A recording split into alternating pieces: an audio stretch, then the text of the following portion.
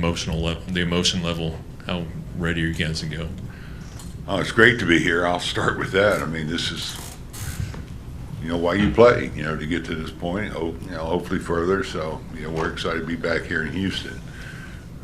I know the players are excited. It's going to be a great series. We get rivals now, so we're all looking forward to it. We'll start right up front here. Bruce, now that you're back in Houston, I want to ask you about that team you were on, 1980. That was a great team. What do you remember most about that season, and thoughts on that? Yeah. Well, I was a young kid then. Well, I was 25. That's not that young, is it? It was, a really pitching-rich team.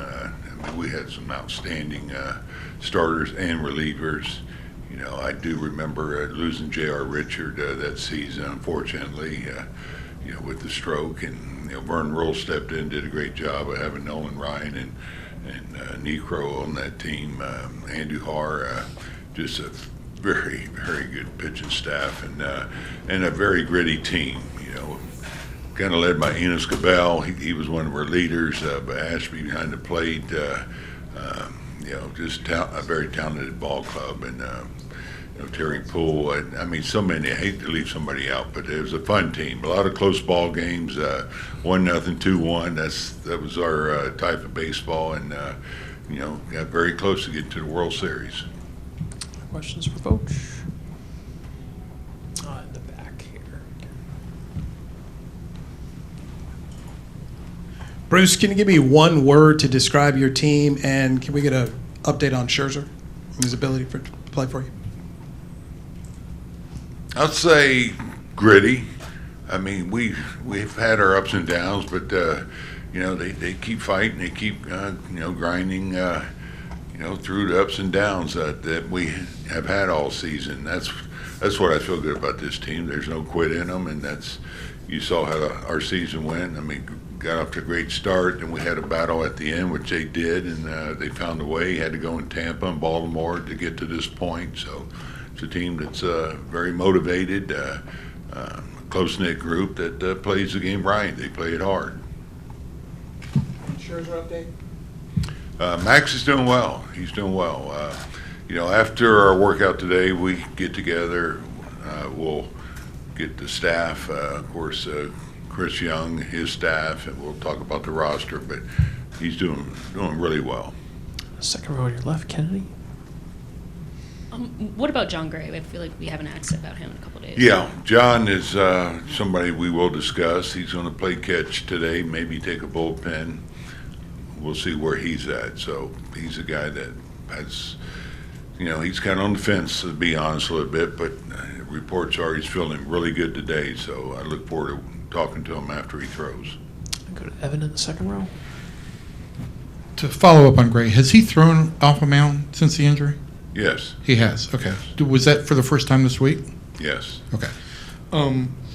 We have talked to you a little bit about one other housekeeping thing. Do you have a starter for Game 2? Yes, Nate Evaldi. Evaldi will start, and that's as far as you're going? Right. Okay. We have talked a little bit about postseason Corey Seager. Is there such a thing as postseason Bruce Bochy? I don't see it as somebody that's different. I've talked about this a few times. I think you do things a little bit different, but no, I've been fortunate to be able to participate in the postseason quite a bit, and that's a credit to the teams that I've been able to manage. I come over here and the front office ownership, they go out and they get some really good players. When you look at this pitching staff, the improvement that they made, and I thought coming in that this was a good offensive club, and which it has been. So I don't think I'm any different in the postseason, though. Yeah, I'm a manager. I'm not a player, so it's not like I can make a difference in that way. Go to Hazel on your right, Bochy. You've watched the game change over the years. Would you consider yourself an old school manager? Why or why not? And how do you utilize or digest metrics and analytics these days? Right. I think I'm a blend of both, to be honest. You can't help but want the information that you can get now.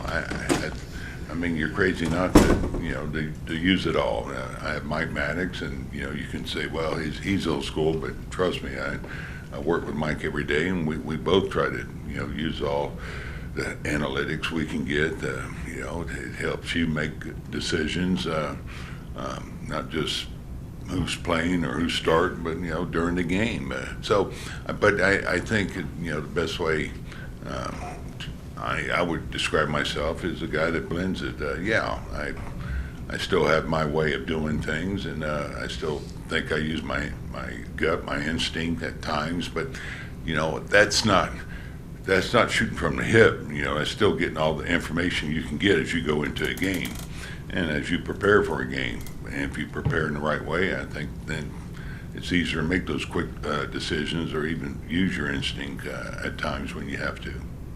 Go to second row on your left, Boch. Hey Bruce, you've won 3 World Series titles, then you retired, and then you came back. Do you feel like you have anything left to prove? I didn't come back to prove anything. I came back because this is what I love to do, and I didn't look at it like that. And even with those titles, I didn't feel like I arrived as a manager and I said, well, I proved all I can. No, I never looked at it like that. I just wanted to get back to do something I love and get back in the dugout. And I've said I've been fortunate, been grateful. I'm grateful that CY gave me a call this winter, and here I am. Go to Christy, the third row on your right.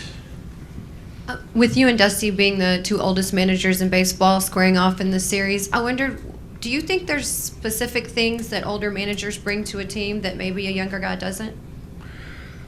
That's a hard question for me to answer. If you can bring stability, I guess, a sense of confidence, that's a good thing. But we're all different. What we bring. Dusty. First of all, I'm looking forward to seeing him. But we've battled quite a few years now, and so I guess it's good for the old guys that we're in this situation. But it might be why I got a call. I don't know, because of the success that some veteran managers we're having. But that's a hard one to answer for me. Fourth row in the middle. Bruce, going back to 1980, what do you remember most about that NLCS against the Phillies, and what are your memories of coming up with Houston, as a young player, a draft pick? Yeah. First of all, I was excited to get drafted by Houston. I went to high school in Melbourne, Florida, and they spring trained in Cocoa. It's kind of why I was drafted by them. The junior college team I was playing on was playing their A-ball team and had a couple of good games. And I know Bob Cluck, who was involved in that, helped me get drafted by Houston, and I loved it. I loved it here. Came up through the system, and I got called up in 1978, July 19th. I'll never forget. And as I said, we had a really good staff. 79, we almost got there. 80, got close to getting to the World Series, and I just remember a very, very tight-knit group. Jose Cruz, too. I forgot to mention him the other day. A few minutes ago. He was a guy that kind of took me under his wing, too, and I appreciated him. And Joe Morgan, these guys, to help a young player at that time. On the far right, Matt. Hi, Bruce. 25 years ago, Padres, then 3 San Francisco, and now here. If you look back, how have you evolved as a manager from being a fairly young guy to now being a senior member? Well, I think we all change as we get a little bit older, hopefully a little bit wiser, I guess. When I was a young manager, I still remember I did everything. I tried to do everything. I ran all the meetings. It could be going, how we were going to pitch them, how we were going to defend them. I think I got better at using guys that were smarter than me at what they do. Just to give you an example, I was lucky to have Davey Lopes at first base. Well, he knows more about base running than I do, but that was a young manager that wanted to make sure he did it his way, or if something happened, I could look back and say I did all I could. So I use the staff more than I've ever have, and because they do such a great job. I don't know how else I've evolved. Hopefully, we all get better. Like I said, you never arrive, and I try to continue to improve and get better as a manager. Whether it's managing your people or the game has changed a little bit, and you have to be able to adjust on the fly. And so, it's been the case this year with me. I came in. There's been new rules and everything. I had to learn how to work around them or get to know them better. A few more on the far right here. Jeff? Hey, Bruce. From the time that your career started to right now, how much would you say, your managing career, how much would you say that the game has changed? And as someone who's had to learn analytics along the way, how difficult has that been for you? Right. I'll say this. I mean, sure, there's, the game has changed a little bit. But that's everywhere. I mean, all businesses or corporations, they have changed too with, the knowledge that you can get now through analytics. But one thing I do want to add, I don't think it's changed as much as we think it has, because there has to be constants out there, and that's executing the fundamentals. It's your pitches, it's running the bases, it's catching a ground ball, it's getting a timely hit, those things. So, those are constants, and so I think the game is in a great position now, but still, there's things out there you have to do, and they're never going to change. Third row in the middle here. Bruce, one more thing about the 1980 series. 4 of those 5 games went extra innings. You guys were 6 outs away from the World Series. Did you take anything away from that series as a young player that you held on to, or any lessons learned? I'll say probably as much as anything. I at that point, I was the third catcher there, and and I think every player would be so much better if he could take a year off and coach or whatever. And I look back, and there's things I wish I would have done different during that season, as far as how I prepared. And now we have so much information for these guys, and as far as weight training and things like that, to make yourself better. And I was a young kid, and I wish I would have done a few things different, probably like all of us, if we look back on what we could have done better. But it was a great experience. It's anytime you're in the postseason. I managed in the minor leagues in the postseason, and I thought that was invaluable for the players and for myself. First of all, it shows you why you play the game. We have some guys, they're here for the first time, and trust me, they'll come away from this really hungry to get back, and that's how I felt. Evan in the second row. Was there ever an official conversation with Marcus Semien in which you said, "Do you want a day off"? No. You never had any conversation with that about him? Well, we talked a little bit, yeah. I just said, hey, if you ever get in a situation, I don't want you to feel like you have to be out there. Hey, you have a bad day or something, or don't get any sleep or something's hurting. Let me know. But if you don't, I'll put you out there unless it gets to a point where I need to talk to him. I never felt like that. So what does it say about his dedication to playing that he'd schedule his baby's birth in between the division series and the LCS? Yeah, I don't know if he scheduled it. It just worked out well when we had a little break, and they could induce. But now I tell you, he's a manager's dream. That's one spot you never had to think about who was going to play there or who was going to hit there, and so he's just relentless with his work ethic and his ability to go out there every day. A few final ones. Kennedy on your left, Bruce. But you had such a steady catcher and buster for so many years in San Francisco, and Jonah's kind of been the rock for you guys down the stretch here. Do you see similarities in not just the two of them, but just catchers who are able to continually go out there every day and handle pitching staffs like they do? And offensively produce like they do and things like that. Yeah, it's nice to have that guy, and I was lucky to have Buster for all those years, and Jonah, very similar, although he did have an injury today, and this year, but Mitch stepped in and did a great job. But Jonah he's the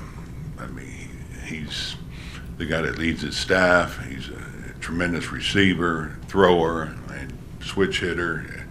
I know I'm lucky to have him, and so he's a guy I think should win a Gold Glove. That's how good he's been back there, and yet he provides offense for us.